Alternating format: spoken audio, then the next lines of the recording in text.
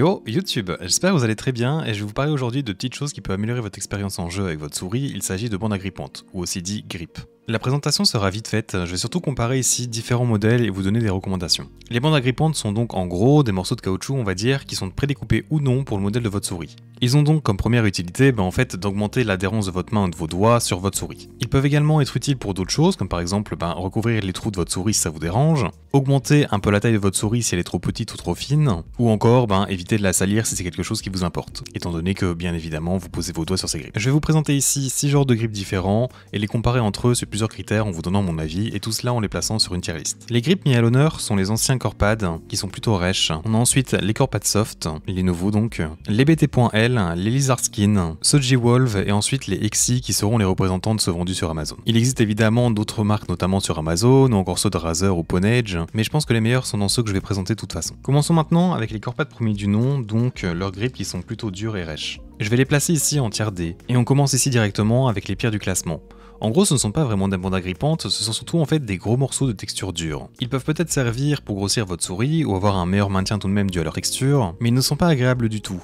Et les bords se ressentent énormément car ils sont très épais. Je ne vous recommande pas du tout de les acheter, à part si vous voulez en fait agrandir les formes de votre souris, comme j'ai fait ici pour ma Xtrafy MZ1, qui est en fait très fine, mais je n'ai pas vraiment aimé. Leurs avantages sont cependant ici leur disponibilité en prédécoupage pour beaucoup de modèles, même en feuille de découpe si vous voulez. Mais à part ça, c'est à peu près tout. Passons maintenant à complètement leur opposé pour la même marque, qui sont donc les Corepad Soft, donc doux, et ils vont ici pour moi en tier S. Ce sont mes préférés de tous. Ils sont très agrippants, ce que l'on recherche, et sont donc assez fins. Ils ont une feature assez unique comparée à d'autres, c'est-à-dire que les bords en fait ne se ressentent pas vraiment étant donné qu'ils ont en fait un bord moins épais en finition. Le grip en lui-même est donc arrondi parfaitement grâce à ce bord. Ils sont pour moi aussi très esthétiques avec différents choix de couleurs selon le modèle de la souris. Faites attention cependant car le blanc est très salissant, j'ai déjà fait l'erreur d'en prendre et c'est impossible à garder propre. Sur la durée ils restent agrippants également et sont très disponibles et pas chers, ce qui leur fait largement mériter leur rang S je trouve. Leur défaut serait qu'ils ne sont pas les meilleurs à enlever et replacer car ils peuvent se déformer si vous tirez trop dessus en les enlevant. Et la colle ne tiendra pas non plus infiniment si vous la bougez souvent. Ils ne sont pas encore disponibles pour beaucoup de souris, mais connaissant Corepad ils vont sûrement développer cela sur beaucoup d'autres modèles. Personnellement, ce que je fais, c'est que je prends ceux de la XN1R, qui sont donc très grands, et je les découpe au besoin. C'est ce que j'ai fait pour ma Fnatic Bolt, par exemple.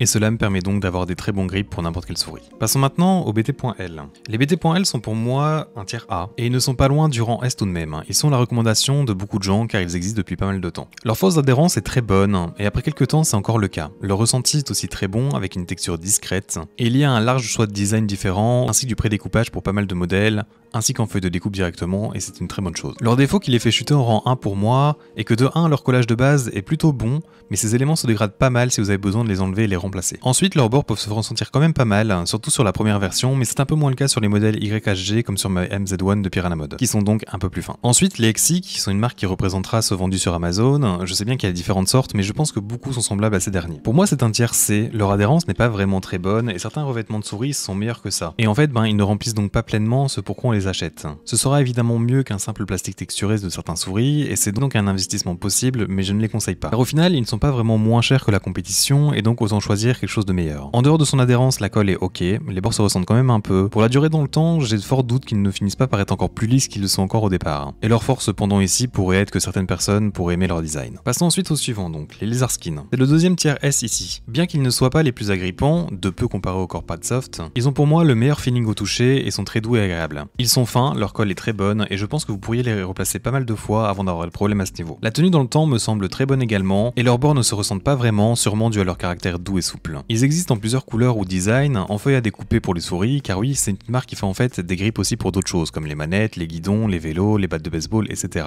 Leur défaut serait qu'ils ne sont pas facilement trouvables en Europe et si oui, le prix est généralement bien gonflé. La marque Xtrafy en propose d'ailleurs chez leur dernier modèle et seront aussi disponibles également en vente à part, ce qui pourrait permettre en fait d'en obtenir plus facilement et il suffira de découper au besoin pour ajuster à votre souris. Et nous finirons par les derniers qui sont ceux vendus par la marque G-Wolf. Ils iront pour moi ici en tiers B et ce sont en fait des grips fournis directement avec leur souris ou vendus séparément pour d'autres couleurs pour la ATS ou M.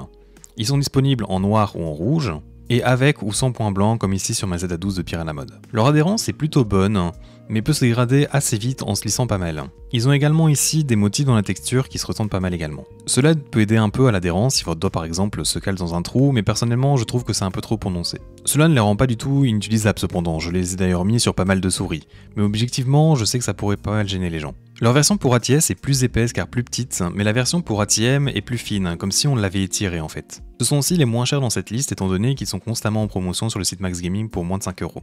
Et personnellement, j'arrive à les appliquer sur pas mal de souris sans trop de problèmes, ce qui est quand même un très bon point.